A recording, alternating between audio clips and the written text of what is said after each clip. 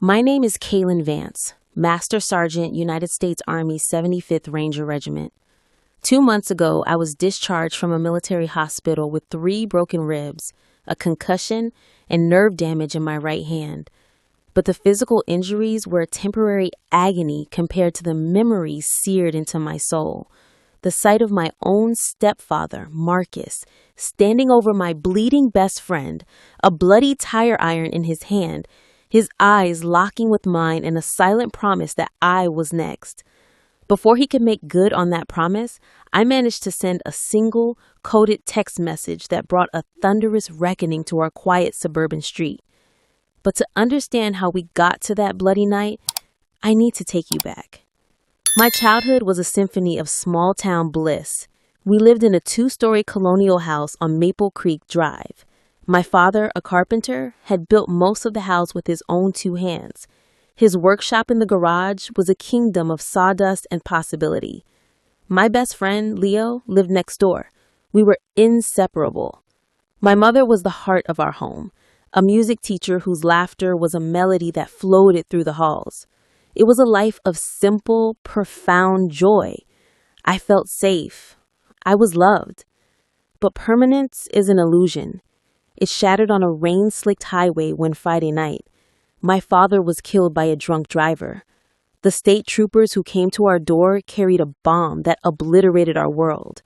The sound my mother made when they told her, a wounded, animalistic cry, is a sound I will take to my grave. The months after my father's death were a slow, suffocating descent. My mother retreated into a shell of quiet despair. At 14, I learned to cook, to clean, to pay the bills. The financial strain was a constant, gnawing anxiety. My mother started selling things. First, his tools, then his truck, piece by piece, dismantling the life he had built for us. A year and a half after the accident, Marcus Boone entered our lives. He was a successful real estate developer who heard about our situation. He charmed my grieving mother with his easy smile and grand gestures. He handled the intimidating bank paperwork and fixed things around the house. To the outside world, he was our savior. The day he proposed, he took me aside and presented me with a brand new smartphone. But as he pressed it into my hand, his grip tightened and he leaned in, his voice a venomous whisper. "Your father is gone, boy. I'm the man of this house now. You will respect that or there will be consequences." A chill shot down my spine. It wasn't a gift. It was a leash. The change was immediate after the wedding. The prison walls went up, not of steel, but of rules and fear. My bedroom door was to remain open at all times. My friendship with Leo was deemed a distraction. Marcus never hit me, not at first. His weapon was psychological. He'd hold family meetings where he would dissect my failures. My mother would sit beside him, her eyes fixed on her lap, a silent statue of compliance. When I was 16, I won a statewide woodworking competition. It was a small, delicate birdhouse, a replica of the one my father had taught me to build. I came home, my heart swelling with pride, the blue ribbon clutched in my hand. I showed it to my mother, and for a fleeting second I saw my old mom. But then Marcus walked in. He took the birdhouse, turning it over with a critic's disdain. Flimsy joints, warped wood, sentimental garbage, he sneered, before dropping it onto the tile floor. It shattered into a dozen pieces. He looked at my mother. "See? This is what happens when you coddle him." I looked at my mother, my eyes pleading for her to defend me. Her lips trembled, but no sound came out. Her silence was his victory. The final straw was my plan for college. I had been accepted to a university with a renowned engineering program.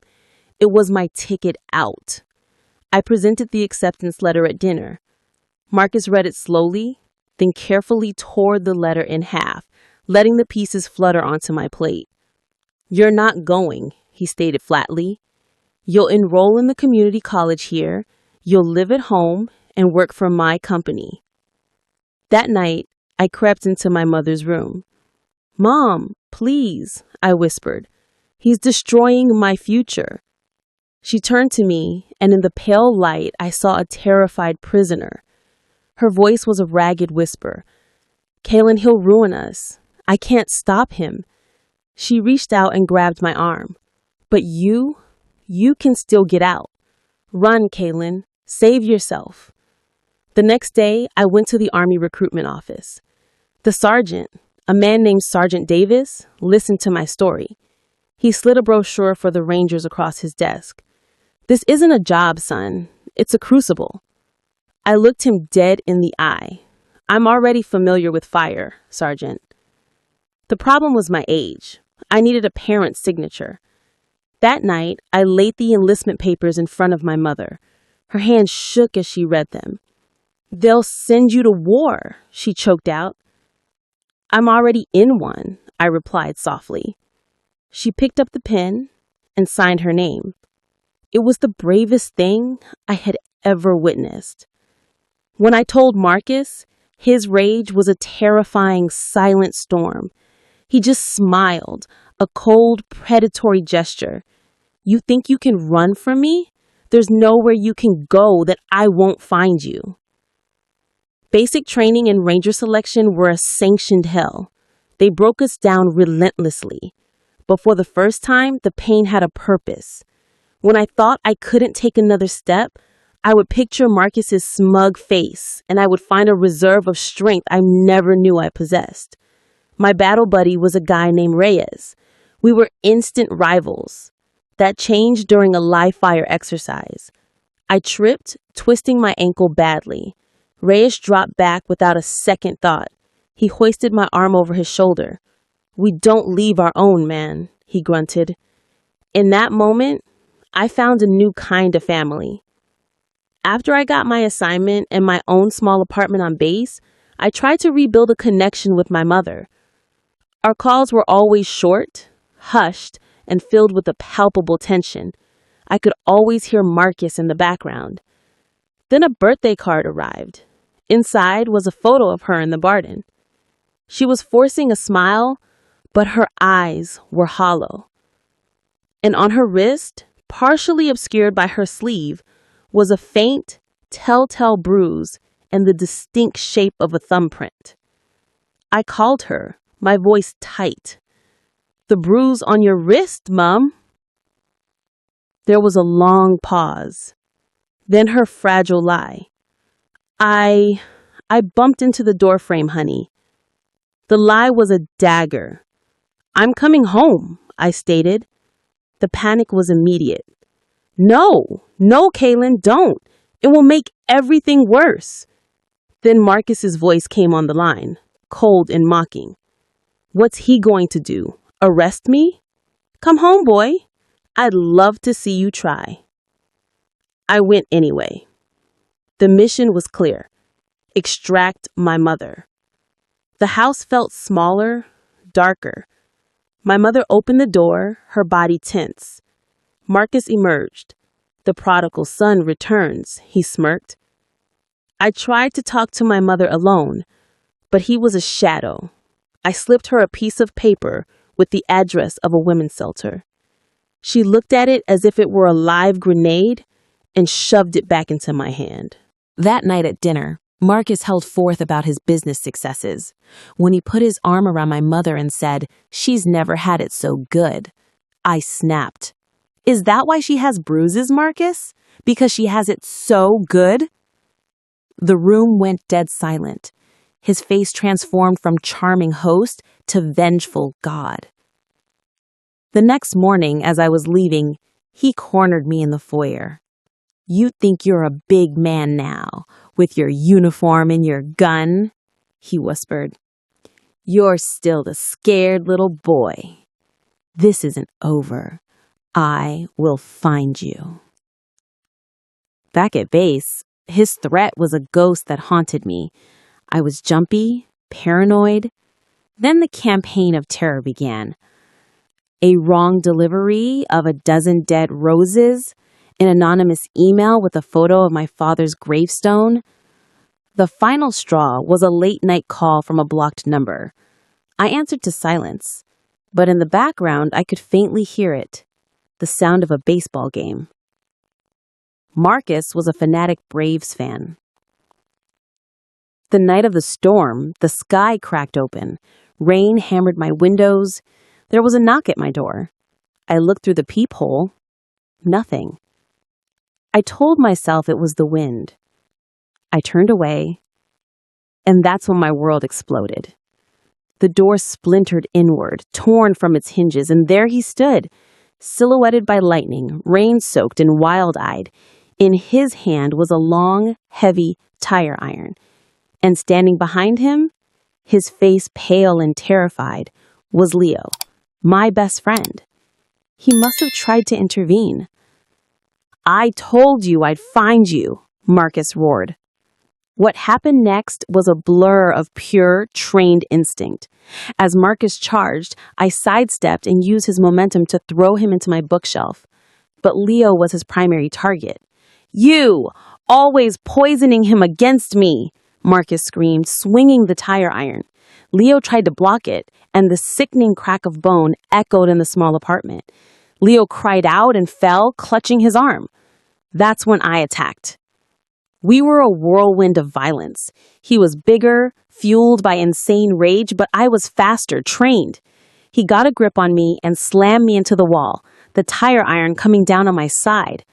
I felt my ribs crack. Another blow glanced off my head. He kicked me in the hand, and a searing pain shot up my arm. I was losing. He stood over Leo, raising the tire iron for a final crushing blow. In that split second, my training and my desperation fused. My phone was on the floor, just inches away. I had a panic button feature set up, linked directly to Reyes. With the last of my strength, I pressed the power button 5 times in rapid succession. A silent alarm was sent. My hand fell away. Marcus turned his attention back to me. His eyes promised death. I don't know how long it was. Then new sounds cut through the storm. The roar of a powerful engine, the screech of tires, and Reyes's voice booming through the shattered doorway. "Army Rangers, get on the ground now!" Marcus spun around, shock on his face. They swarmed him, disarming him and pinning him to the ground. The handcuffs clicked shut. I was loaded onto a gurney. Leo was being treated for a broken arm and a concussion. He gave me a weak thumbs up. In the hospital, the JAG court took my case. Marcus was prosecuted for attempted murder, aggravated assault, and a host of other charges. My testimony, backed by the evidence and the accounts of my fellow Rangers, was airtight. He was sentenced to 25 years to life. The bully who thought he was untouchable learned that you don't attack one Ranger, you attack the entire regiment. My mother finally checked into a long-term treatment facility. The fog of fear is slowly lifting. We talk every week now, and for the first time in a decade, I hear my real mother's voice coming back. Leo made a full recovery. The scars remain, but I've learned that a scar isn't just a reminder of a wound. It's a testament to the fact that you survived. My story isn't about revenge. It's about resilience. It's about finding the family you choose in the darkest of times. If you are in a situation like mine, know this: you are not alone. Your SOS will be heard. You have the strength to survive. You have the right to be safe.